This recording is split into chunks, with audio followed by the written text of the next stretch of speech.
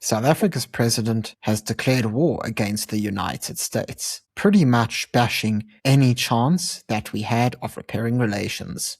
Here's what happened. Spain's Pedro Sanchez, who is of course their prime minister, decided to create an anti-Trump coalition, which includes leaders from all across the world. And of course, as you can see in the photo right here, the leader immediately next to him, front and center, was none other than Cyril Ramaphosa, president of South Africa.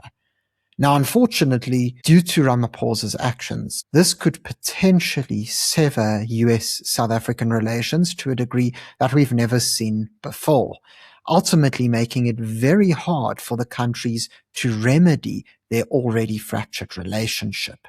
But before we get into this, could I please remind you to subscribe to the channel if you haven't already?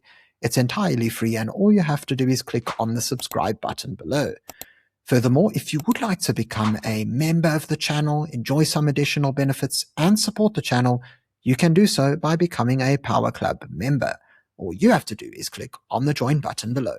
Now let's get into it. Going back to our original picture and the article that comes with it, we see how the Spanish Prime Minister decided to lead a progressive conference in Barcelona, bringing together world leaders opposing MAGA politics, as Brazil's Lula lashed out at warlords and tech billionaires. They're destroying democracy, workers, and nature. And this is an article from Euronews.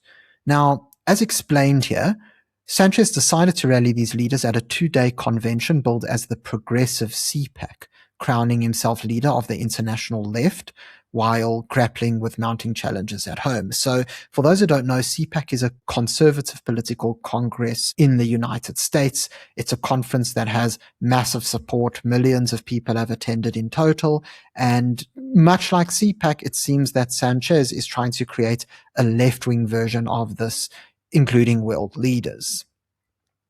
Moving on, we see how he warned of an international reactionary wave fueling hate speech, sexism, war, and division without explicitly naming US President Donald Trump.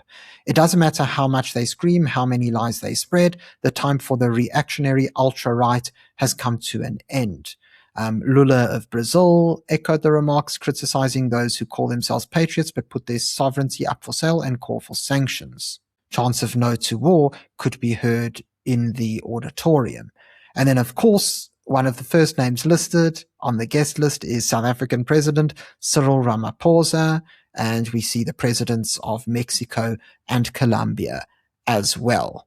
And of course, Euronews explained in the article how all three have clashed with Trump over tariffs and migration, while South Africa has faced allegations of anti-white racism, claims echoed by tech billionaire Elon Musk. Now, there were a few interesting European delegates as well, specifically German Vice-Chancellor Lars Klingbeil, UK Foreign Secretary David Lammy, and Italy's opposition leader Elie Schlein, as well as the Belgian politician Paul Magnet. We did see, however, that while the European Council President Antonio Costa was invited, he cancelled at the last minute, citing personal reasons, and skipped a gathering perhaps considered too political for his role.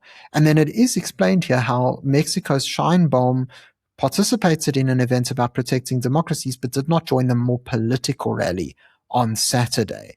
And so we already see how quite a few people decided not to join what they'd pretty much call the anti-Trump alliance.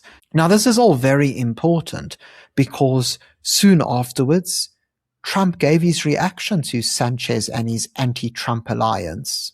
So here we have an article from Fox News explaining Trump's reaction, and it was quite blunt to say the least. Trump took aim at Sanchez's policies in a Truth Social post. Now, just to remind everyone, Sanchez is very socialist, he's very progressive, and Spain is undergoing a lot of economic difficulties under him. And so Trump took to Truth Social, explaining, has anybody looked at how badly the country of Spain is doing? Their financial numbers, despite contributing almost nothing to NATO and their military defense, are absolutely horrendous. Sad to watch.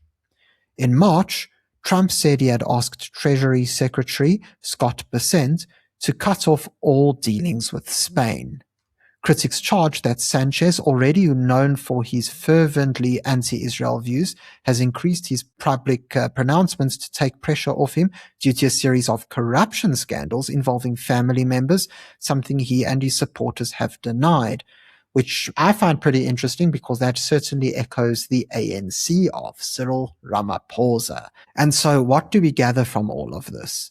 Well, by attaching himself to Sanchez and this global anti-Trump alliance, Cyril Ramaphosa is digging his heels deeper into the anti-Trump and ultimately anti-America camp.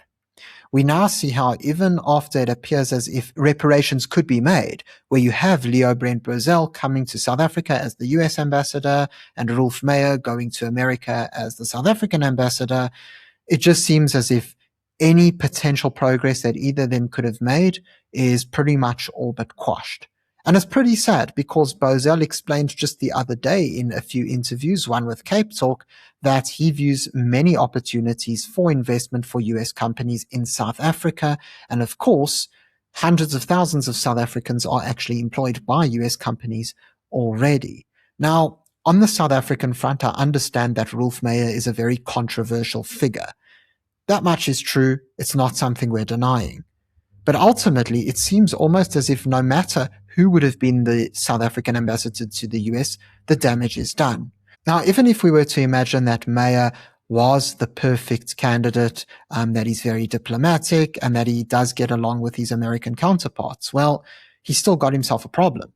How on earth are you going to go all the way to the US and explain to the Americans, look, South Africa really wants to make amends and improve our relations once again, when you've just had Cyril Ramaphosa taking part in this anti-Trump conference with global leaders and standing next to Sanchez front and center in the photograph?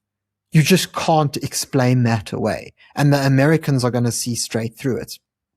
Yet again, it's another miscalculation from Ramaphosa and the ANC, who really seem to love being on the side of the losers of the world. They've already picked Iran's side, Russia's side, China's side. And now with this weird coalition coming up, take a look at the members of the coalition and tell me if those are people that you would want on your team.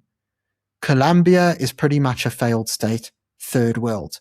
Mexico's struggling, but their president didn't even want to be part of this photo op. She decided to opt out of the event early. You've then got the likes of, well, South Africa under the ANC, which is damaged enough as it is. You've got the socialist Spanish government, which many people in Spain are very unhappy about. The country is incredibly divided. You've got the UK's Foreign Secretary, David Lammy, yet again, who is part of Keir Starmer's Labour government, which also seems to be on its last legs. And of course, if we take a look at all of the people who attended, there just doesn't seem to be one country that's really functioning very well and whose economy seems to be growing from strength to strength. It really seems to be a coalition of, well, losers. And yet again, Ramaphosa and the ANC have decided to take South Africa down the wrong path. While the DA at one point was seen as that sort of relief, that sort of avenue for America to still have good relations with South Africa, well, Jordan Hill-Lewis decided to create a dumpster fire of his own, calling out Trump, calling him reprehensible, saying he doesn't like MAGA, questioning the war on Iran. And so it really seems as if there's nowhere for America to turn in South Africa.